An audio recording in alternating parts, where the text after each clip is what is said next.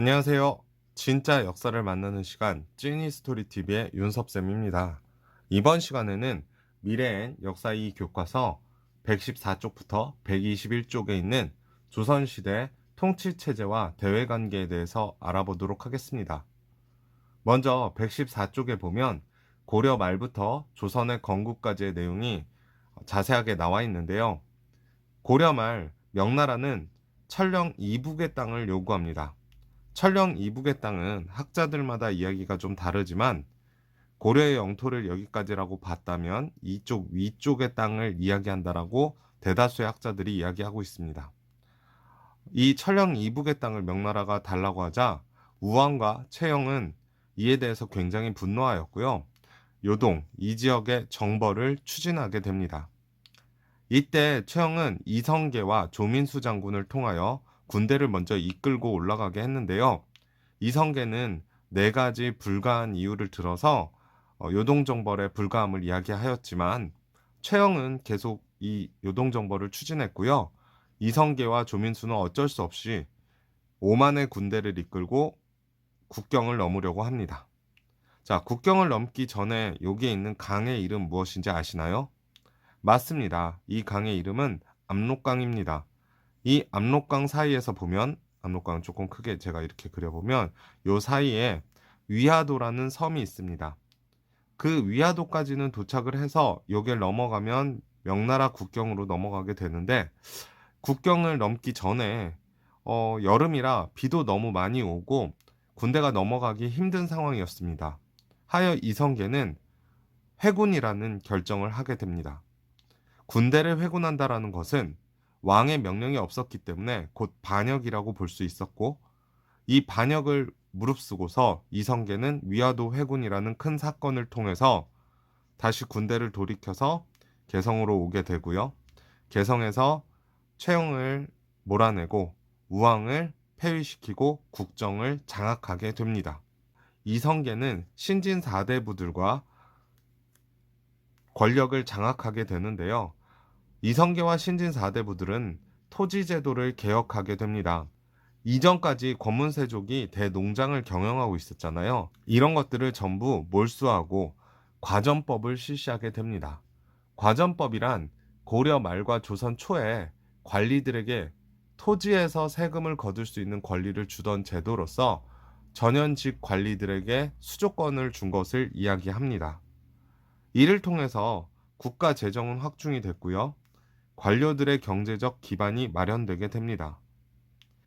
하지만 신진사대부는 고려를 유지한 상태에서 개혁을 해야 한다는 옹건사대부, 즉 정몽주를 따르는 파와 새 왕조를 개창하자는 혁명사대부, 즉 정도전을 이끄는 파로 나누어지게 되고요.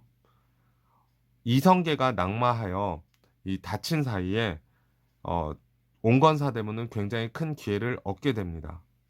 하지만 정몽주가 이성계의 상태를 알아보고 돌아가는 길에 이방원에게 죽게 되면서 결국 이성계는 자신을 지지하는 신진사대부와 함께 조선을 건국하게 됩니다. 자, 교과서 115쪽입니다. 한양천도와 도성 건설에 관련돼서 내용이 나오는데요. 조선은 이후로도 계속 서임이 얘기하겠지만 국가 통치 이념으로서 유교를 삼았습니다. 또한 성리학적 유교 질서에 따라 백성들을 다스렸는데요. 성리학적 유교 질서에 따라 백성들을 다스린다는 것은 명분을 강조한다고 보시면 될 것 같습니다. 또한 민본 그리고 왕도 정치를 강조하는데 민본은 백성이 근본이다라는 의미를 담고 있고요. 왕도 정치는 왕이 모든 것에 모범을 보여줘야 되는 정치를 해달라라는 것을 강조하였다라고 생각해 주시면 됩니다. 또한 수도를 한양으로 옮기게 되는데요. 개성에서 한양으로 수도 옮기기로 정하고 공사가 마무리돼서 1394년에 수도로 옮기게 됩니다. 한양으로 수도를 옮긴 이유는 나라의 중앙에 있었고요. 또한 교통이 편리했어요. 한강이 흐르면서요. 그리고 뒤에 산이 있으면서 방어에 유리하였기에 한강으로 수도를 옮기게 됩니다. 한양에 있는 여러 가지 건축물들을 유교 이념에 따라서 정했는데요. 가장 대표적으로 우리가 알고 있는 것 중에는 인의예지, 이 유교의 네 가지 덕목에 따라 동서남북에 있는 문의 이름을 지었습니다.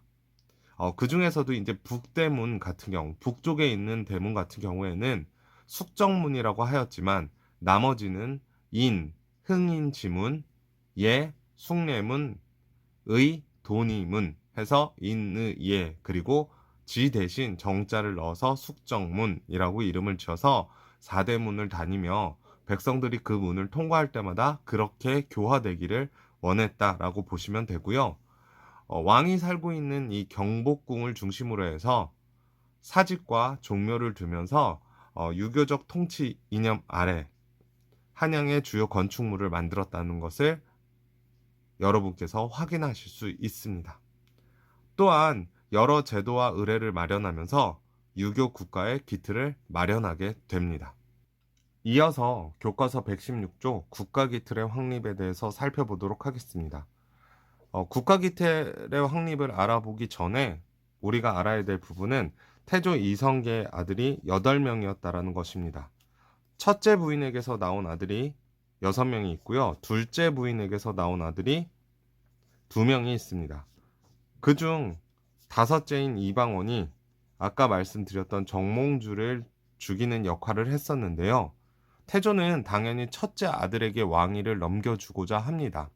하지만 이 첫째 아들이 세자 자리를 거부하고 산속으로 떠나버리면서 실종되게 되고요. 태조는 8번째 아들을 왕세자로 세우게 됩니다. 그러자 배다른 형제였던, 그리고 조선을 건국하는데 일조했던 이 둘째부터 다섯째의 아들이 여기에 대해서 크게 분노를 하게 되고요.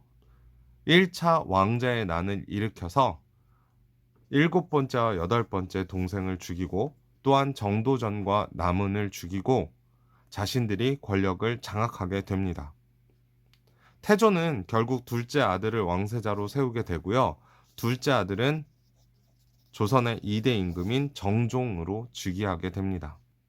정종이 즉위하였지만 다섯째인 이방원이 거의 모든 실권을 장악하고 있었기 때문에 네 번째인 이방간이 2차 왕자의 난을 일으키고요.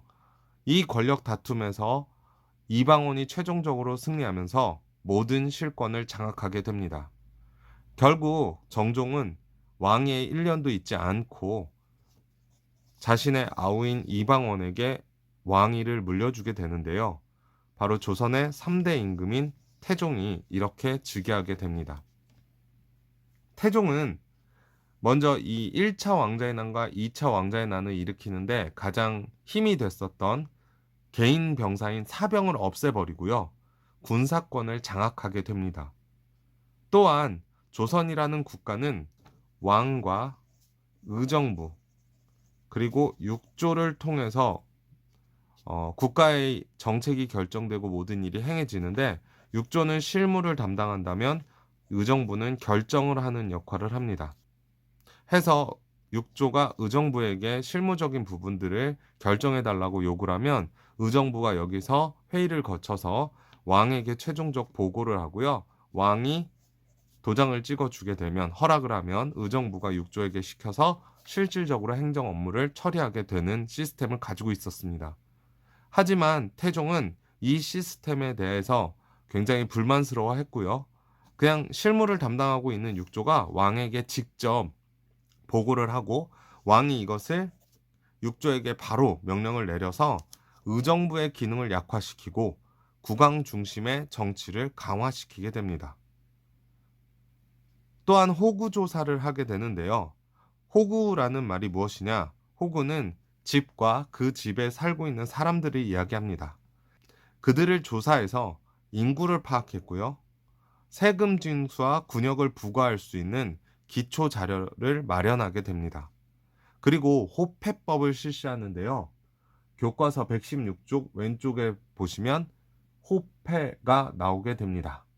16세 이상의 남자가 가지고 다니면서 이름과 출생 연도 등 인적 사항들이 적혀져 있는 일종의 지금 저희로서만 따지면 주민등록증, 즉 신분증이라고 할 수 있고요. 이를 통해서 백성 개개인에 대한 통제력도 더욱더 국가가 장악하게 됩니다. 태종 이후 조선의 4대 임금인 세종이 즉위를 하게 되는데요. 이 세종의 즉위에도 세종이 세 번째 아들이었기 때문에 왕이 될 수 없었지만 첫째 형이 기행을 일삼고 둘째 형이 스님이 되면서 세 번째였던 충령이 왕이 됩니다. 그게 조선의 4대 임금인 세종이고요. 세종의 여러 업적이 있지만 세종의 업적은 나중에 뒤에서 자세하게 살펴보시면 될 것 같고요.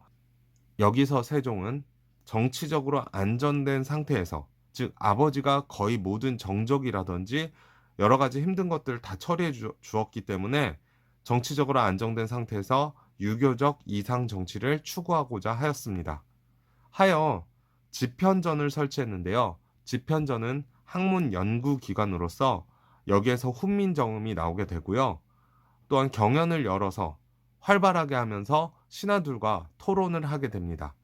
경연이라는 건 정책 토론을 신하들과 직접 왕이 하는 것을 이야기하는 것으로서 결국 이런 것들을 통해 유교적 이상 정치를 추구하였다라는 것을 알 수가 있습니다. 이렇게 세종 때는 정치적으로 굉장히 안정된 상태에서 유교적 이상 정치를 추구하였지만 문종이 생각보다 빨리 사망을 하게 되고요. 굉장히 어린 나이에 단종이 즉위를 하게 되면서 조선은 또 한 번의 피바람이 불게 됩니다. 어린 나이에 즉위한 단종이 실은 뭐 13살 정도밖에 안 됐기 때문에 뭐 정치에 대해서 잘 모르잖아요. 그러다 보니까 신하들이 권력을 많이 장악하게 됐고요. 대표적으로 김종서 장군 같은 사람이 권력을 장악하게 됩니다. 여러분께서 그 관상이라는 영화를 보셨으면 더 이해가 잘 될 것이라고 생각을 합니다. 자, 이렇게 신하들의 권력이 강해지자 그것을 굉장히 못마땅하게 여겼던 사람이 있습니다. 그게 누구냐? 바로 조선의 7대 임금인 세종, 즉 세종의 두 번째 아들인 수양대군입니다. 수양대군은 계유정난을 단종 3년에 일으켜서 김종서와 황보인 등 이 신하들, 자신을 따르지 않는 신하들을 죽이고 권력을 장악하고 결국 단종을 몰아내게 되면서 자신이 조선의 7대 임금인 세조로 즉위를 하게 됩니다. 아버지가 실시하셨던 집현전과 경연을 모두 폐지시켰고요. 왕에게 권력을 집중시키게 됩니다.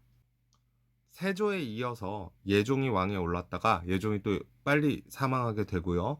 성종, 조선의 9대 임금인 성종이 왕위에 즉위하게 되는데요. 이 왕 이름 앞에 성자가 붙는다는 것은 그 국가의 기본 체제가 완성되었다라고 보시면 될 것 같습니다.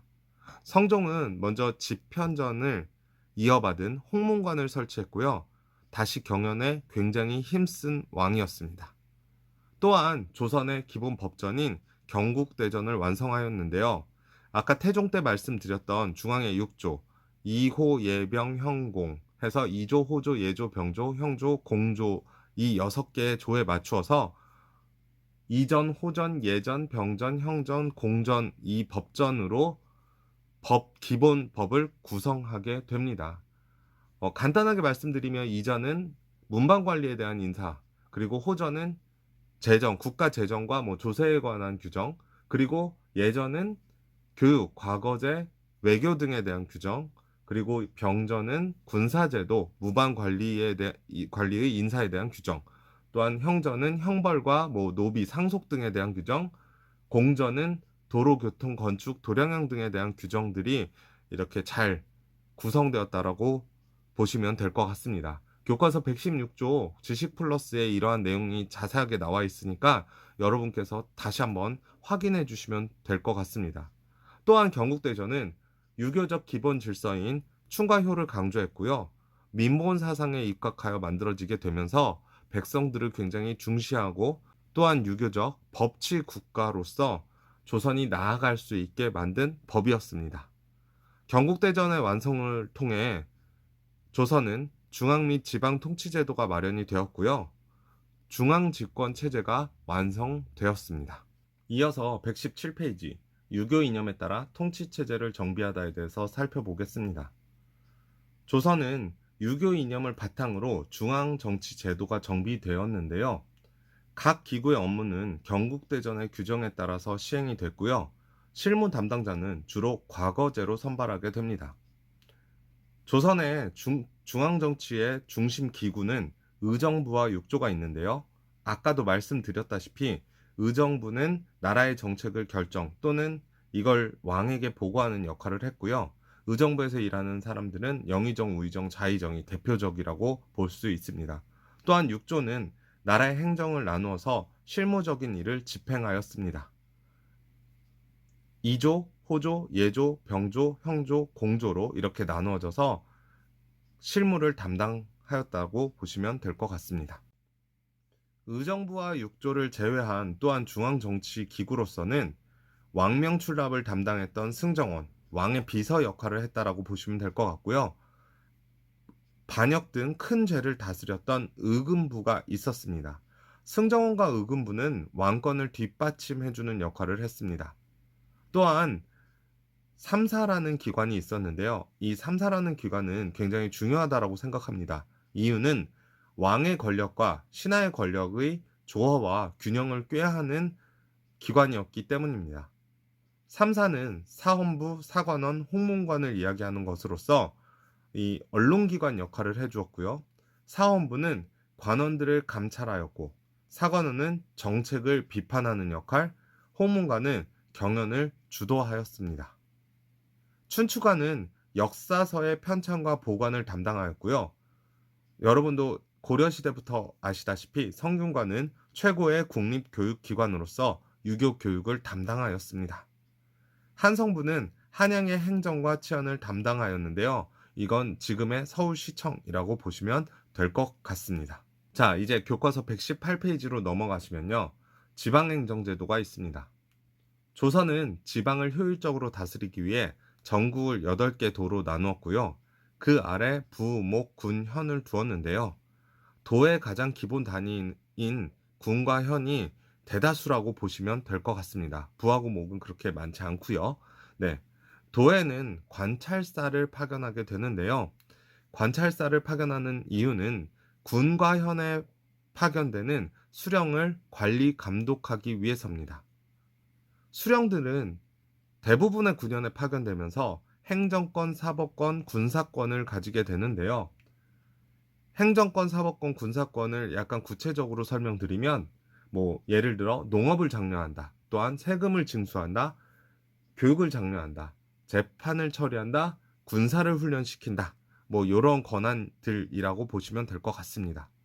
그리고 이 수령을 보좌하기 위해 향리가 있었는데요. 향리는 행정의 실무를 처리하면서 수령을 보좌하였습니다. 대부분의 향리는 중인층이었고요. 조선시대 신분과 관련해서는 조금 이따가 다시 말씀드리도록 하겠습니다. 자, 그리고 유향소라는 지방 양반들의 향촌 자치기구가 있었습니다.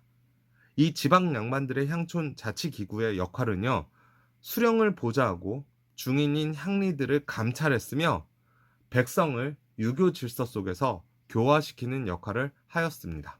자, 118쪽 아랫부분에 군사, 교통, 통신 제도에 대해서 나누어서 살펴보도록 하겠습니다. 먼저 조선의 군사 제도는요, 이 군대에 가야 되는 역, 즉 군역을 담당한 사람이 누구냐? 16세부터 60세까지 모든 양인 남성이었습니다. 그럼 양인이 누구이냐? 양인은요, 원래 조선은 양인과 천인으로 나누어져서 이 양천제로 실시가 되다가 나중에 신분제가 4가지로 구분이 됩니다. 해서 맨 위에 지배층인 양반이 있고요. 그리고 두 번째 지배층인 중인이 있습니다. 그리고 우리가 일반 백성이라고 불리는 상민이 있고요. 네 번째 천민이 있습니다. 그래서 양반들은 진짜 지배층, 우리가 알고 있는 그 양반을 이야기하고요. 중인은 향이라든지 아까 나왔던 또한 상인 같은 사람들이 대부분 중인이었습니다. 그리고 상민은 일반 백성들을 이야기하고요. 천민은 노비, 광대 또는 기생, 백정 이런 사람들을 이야기한다라고 보시면 될 것 같습니다. 그 중에서도 양인이 누구이냐? 바로 양반, 중인, 상민 이 세 신분을 이야기하고요. 이 세 신분이라면 누구나 다 군대를 가야 되는 역을 쥐고 있었습니다. 즉 의무를 가지고 있었다라고 보시면 됩니다. 군사 조직으로서는요. 중앙군에는 5위로서 궁궐과 한양을 방어시켰고요. 지방군은 육군과 수군으로 나누어 필요한 곳에 각각 배치시켰는데요. 육군이 있는 곳은 병영이라고 하고 수군이 있는 곳은 수영이라고 합니다. 병영의 지휘자는 병마절도사였고요. 수영의 지휘자는 수군절도사가 있었습니다. 교통과 통신 제도를 이어서 보면 봉수제라는 것을 만들었는데요. 여러분 봉화라고 들어보셨죠? 네, 우리나라가 이렇게 있다고 치면 산꼭대기 위에 봉화라는 게 있고 이 봉화가 평소에는 연기를 하나 정도 피우고 있다가 전쟁이 나면 연기를 많이 피워서 이걸 빨리 중앙에 알리는, 즉 국경지대의 위급 상황을 알리는 봉수제라는 시스템을 통신제도로 갖고 있었고요. 또한 도로가 만들어져 있는 가운데 중간중간에 쉬어갈 수 있는 역참이 설치가 되면서 그리고 또한 역참에 역마라는 것을 두면서 통신과 물자 수송을 원활하게 하였습니다. 이어서 교과서 119쪽 조선의 관리 등용 제도에 대해서 알아보겠습니다. 조선의 지배층인 문무 양반 관리는 주로 과거를 통해 선발되었습니다. 양반이라는 말은 문과를 통과한 문반과 무과를 통과한 무반을 합쳐서 양반이라고 이야기하였습니다.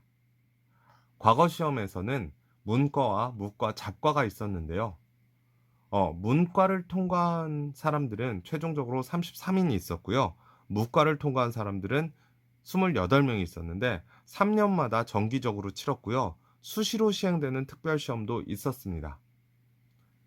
문과 같은 경우 소과와 대과로 나눠지게 되는데 이 처음 보는 초시, 네, 초시가 있고 두 번째로 보는 복시, 그리고 이 복시에서 33명을 뽑고 마지막으로 전시, 왕 앞에서 보는 시험, 전시를 통해서 최종 1등부터 33등까지의 등수를 나누게 됩니다. 무과도 마찬가지로 초시, 복시, 전시가 있었습니다. 문과 같은 경우 주로 양반 자제들이 응시하였고요. 무과는 양반 자제들과 중인층, 향리, 백성, 상민 자제들도 응시를 하였습니다. 잡과는 주로 중인들이 응시를 하였는데요. 잡과 안에는 역과, 통역이라든지 율과, 읍과, 음양과, 의사가 되는 거라든지 또는 천문학 관련된 내용들이 여기 잡과에 들어간다라고 보시면 될 것 같습니다. 또한 관리 등용되는 데 있어서는 천거나 음서로도 관리가 선발되었는데요.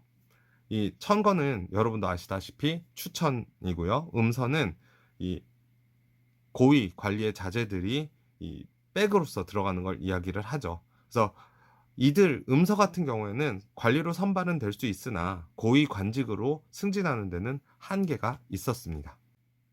이러한 관리를 양성하기 위해서 조선에서는 유교적 교양과 실력을 갖추기 위한 교육 제도도 마련되어 있었는데요.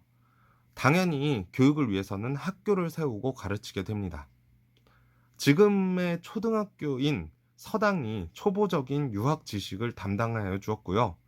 중고등학교라고 할 수 있는 한양에는 사부학당이, 지방에는 향교가 유교 경전을 가르쳤습니다.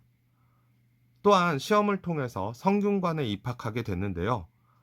성균관은 지금의 대학으로 보시면 되고요. 굉장히 수준 높은 유교 지식을 통해서 관리들을 양성하였습니다. 기술교육 같은 경우에는 해당 관청에서 시키게 되는데요. 여기에서의 기술교육은 무엇이냐? 예를 들어 음악을 하는 악공이라든지 그림을 그리는 도공 같은 경우를 이야기합니다. 양인 이상이면 누구나 교육을 받을 수 있었는데 실제로는 이 공부하는데 역시 돈이 많이 들기 때문에 양반 자제들이 교육을 받았습니다. 자, 이제 마지막으로 교과서 120쪽과 121쪽에 조선의 4대 교린 정책, 즉 외교 정책에 대해서 알아보도록 하겠습니다. 조선의 외교 정책의 기본 원칙은 4대 교린인데요. 4대라는 건 무엇이냐? 4대는 명에 대한 외교 정책을 이야기하고요. 교린은 그 외에 다른 나라들에 대한 외교 정책을 이야기합니다. 4대 외교라는 것은 우리가 섬기는, 그러니까 황제의 국가인 명을 왕의 국가인 조선이 섬기면서 책봉을 받고 또한 조공을 바치는 이러한 외교 정책을 이야기하는데요. 이 외교 정책은 처음부터 됐던 건 아닙니다. 태조와 정도전 등은 요동정벌을 추진하면서 명과 대립하였었고요. 정도전이 사망하고 나서 1차 왕자의 난 이후 사망하고 나서 태종 때 명과 친선 관계를 유지하면서 이 4대 외교 정책이 실시가 되게 됩니다. 명에 대한 4대 외교 정책을 통해서 조선 왕실은 실리적인 부분들을 추구하였는데요. 먼저 명 황제에게 책봉을 받으면서 정치적으로 왕권이 굉장히 안정되었고요. 매년 사신을 보냄으로써 조공무역을 하게 되는데 이 바치는 것과 또한 이 사신단을 쫓아다니는 상단을 통해 굉장히 문화적, 경제적으로 이익을 보았습니다. 이유는 우리가 이제 왕의 국가로서 황제의 국가에게 매년 조공을 바치지만 황제의 국가는 또 명나라는 이 위상 때문에 어쩔 수 없이 더 많은 것들을 퍼부어 줘야 됐고요. 이를 통해 이제 국가 재정 상태가 안 좋아졌던 명은 조선에게 사신을 1년에 한 번씩만 보내달라고 권유하기도 합니다. 명에 대한 외교 정책은 4대 외교였고요. 그 외 다른 나라들에 대한 조선의 외교 정책은 교린 정책이었습니다. 대표적으로 여진, 일본 등과 같은 이웃 나라를 이야기하는데요. 평화로운 시기에는 교역을 허락하고 무역소를 설치해주고 또한 협조적인 여진인, 일본인, 귀순인에게는 토지와 관직을 하사해줍니다. 하지만 이 여진이나 일본인들이 국경을 침입하게 되면 강경 대응을 하는데요. 군사를 동원해서 토벌을 해버립니다. 여진족과는 사군과 육진을 설치하면서 이 한번 조선의 교린 정책을 보여주었고요. 스시마 섬을 본거지로 한 왜구를 이종무를 보내서 토벌하면서 이 조선의 힘을 보여주기도 합니다. 또한 일본과는 삼포를 개항해서 서로 교류를 했었는데요. 이 삼포에서 외란을 일본이 일으키자 일본과의 교역 관계를 끊어버리기도 합니다.